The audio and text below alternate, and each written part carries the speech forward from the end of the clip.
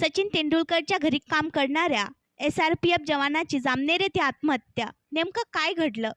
जळगाव जिल्ह्यातील जामनेर तालुक्यात धक्कादायक घटना समोर आली आहे. भारतरत्न तथा माजी क्रिकेटपटू सचिन तेंडुलकरच्या घरी काम करणाऱ्या SRPF जवानाने जामनेर येथील राहत्या घरी गोळी झाडून आत्महत्या केल्याची घटना घडली. प्रकाश कापडे व 39 वर्ष असे आत्महत्या केलेल्या सुरक्षा रक्षकाचे नाव आहे.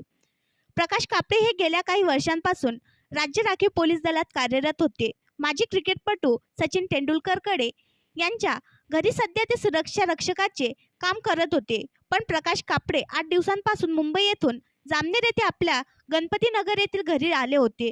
दरम्यान काल रात्री 1:30 वाजेच्या सुमारास घरातील सर्वजण झोपले असताना त्यांनी स्वतःच्या डोक्यात बंदुकीची गोळी मारून आत्महत्या केली.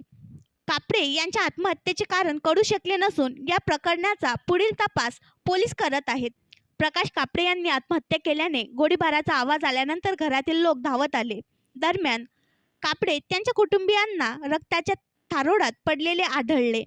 यानंतर पोलीस घटनास्थळी दाखल झाले. घटनेचा पंचनामा केला असून पुढील तपासासाठी मृतदेह जिल्हा रुग्णालयात पाठवण्यात आला आहे. दरम्यान या आत्महत्येचे कारण अस्पष्ट आहे. जामनेर पोलीस पुढील तपास करत आहे. आणखी नवीन व्हिडिओ पाहण्यासाठी आमच्या देशमुख एक्सप्रेस न्यूज चॅनलला सबस्क्राईब करा, लाईक करा आणि शेअर करा.